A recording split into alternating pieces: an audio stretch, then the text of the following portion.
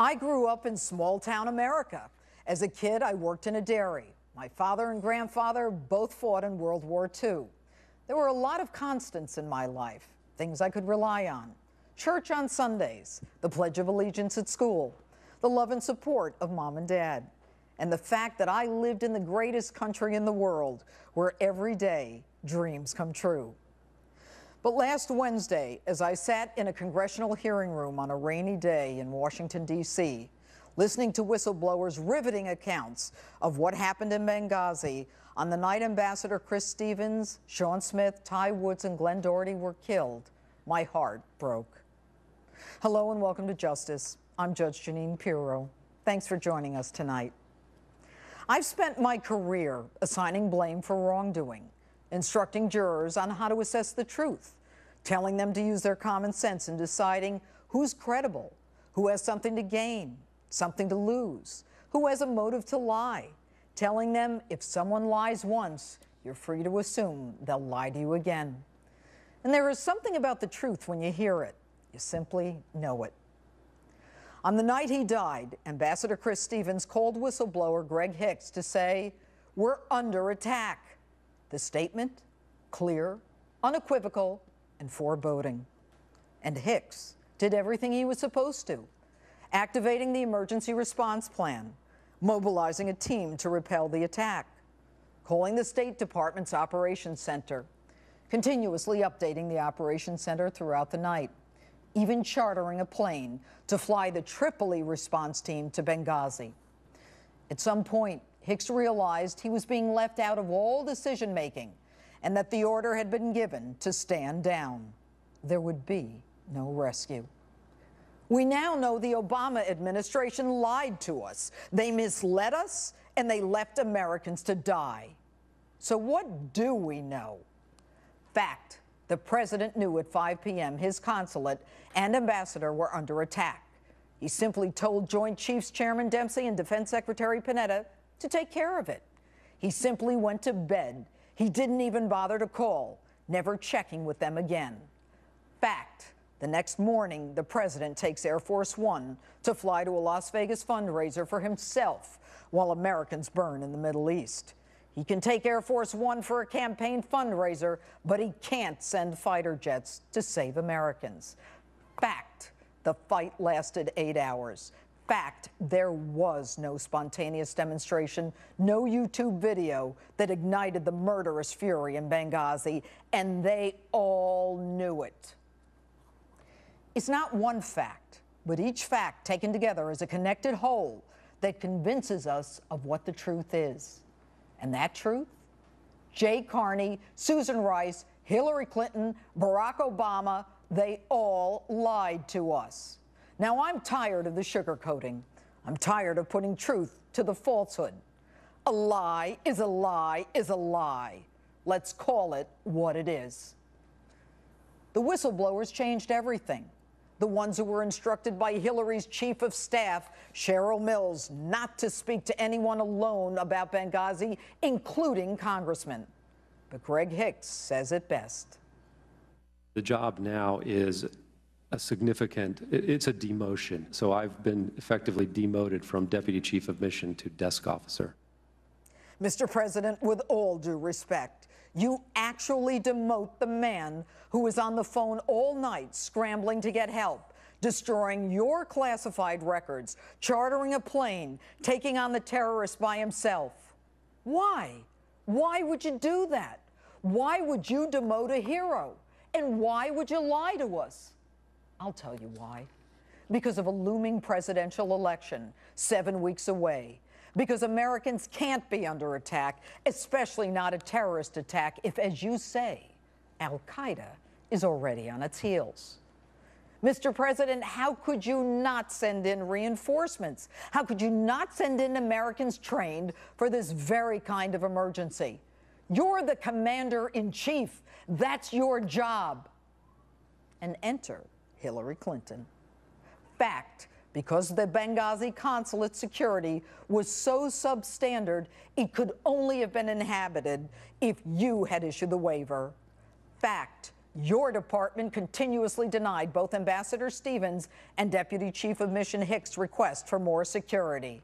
Fact, you actually reduced security when everyone knew of the threats and the prior assaults on Benghazi. And please, don't even begin to try to sell us the idea that it was about saving money, because your own staffer, Charlene Lamb, who supposedly was dismissed, swore that the resources were not an issue. And my sources tell me Lamb is now up for an even higher post in the State Department. So, Hillary, why would you do this? I did tell the Accountability Review Board that Secretary Clinton wanted the post made permanent. Oh, okay. Now we know. You wanted to arrive on your chariot and announce the establishment of a permanent mission in a normalized Libya. Normalized? When you last visited Libya, you had the Defense Department pre-position assets off the Libyan coast in case you needed rescue. How could you? And then you swear under oath, just back from weeks abroad, logging all those miles, recovering from the flu, the fall, the concussion, and the blood clot. You testify you didn't know a thing about your friend the ambassador's request for more security. Any of the requests, any of the cables having to do with security did not come to my attention. Now, Hillary, I know you were busy that night, calling the president of Tunisia when all the action was in Libya. But you can't deny requests for more security in Benghazi and then blame the very people who asked for it. You can't have it both ways. And you want us to believe that you and the president are going to get the facts and get justice? You can't even get to the FBI, to the crime scene, for 3 weeks. And by the way, the FBI guys, they carry guns, don't they? If it takes them 3 weeks because it wasn't safe in Benghazi, how the hell is it safe enough for you to keep our civilian diplomats there? And what to do? Find some guys with impeccable reputations, beholden to your husband Bill, and ambassador named Pickering, an admiral named Mullen. Have them investigate and make sure they don't ask you any questions, or talk to the guy in charge of the emergency response. And Pickering, he's perfect. He apparently believes America is already full of Islamophobes. And while you're at it, Hillary, why not throw the president of Libya under the bus, too? The man who traveled to Benghazi at great personal risk, confirming almost immediately what you already knew, that it was a terror attack, and you basically call him a liar or clueless to the rest of the world.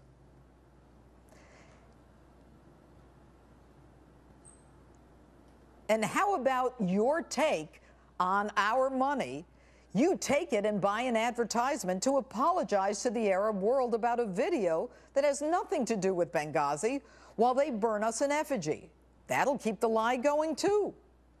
But they say we're obsessed with Benghazi. The New York Times says that our Benghazi obsession is all about hysterical allegations of crimes equal to Watergate. Really?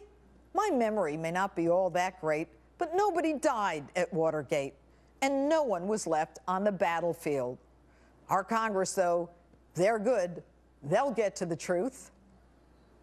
I find it truly disturbing and very unfortunate that when Americans come under attack, the first thing some did in this country was attack Americans, attack the military, attack the president, attack the State Department, attack the former senator from the great state of New York, former Secretary of State Hillary Clinton.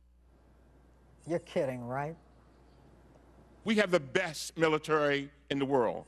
But even with all of their technological advances, they could not get there in time. Now, this guy hasn't even heard the testimony, and he's already accusing the man who has the most to lose, his own life, and who was actually on the ground and in the battle, of lying.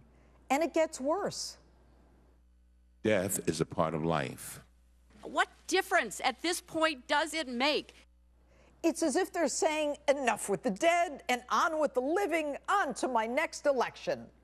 And remember this one? The White House and the State Department have made clear that the single adjustment that was made to those talking points by either of these two institutions were changing the word consulate to diplomatic facility because consulate was inaccurate. Today we know that was a bold-faced lie. There were 12 deletions of references to terrorism at the instruction of the White House and the State Department. Hillary's henchwoman, that temple of veracity, Victoria Nuland, actually tells the CIA to remove any reference to the prior Benghazi security warnings because it could be used against Hillary. But my favorite, Leon Panetta.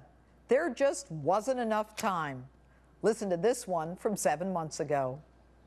A Monday morning quarterbacking going on here. Basic principle is that you don't deploy forces into harm's way without knowing what's going on, without having some real-time information. There wasn't enough time? How did you know the fight wouldn't last 24 or 48 hours or more? In which case you could have gotten rescuers there. You could have saved Americans, but you didn't even start the process because you had no intention of saving those lives. You should be ashamed of yourself. Yes, Wednesday was a sad day for me personally, for the families of those killed, and for any American who believes, as I do, that America is the citadel of honor and freedom. This past week, the dreams that I had as a little girl in that small town were shattered.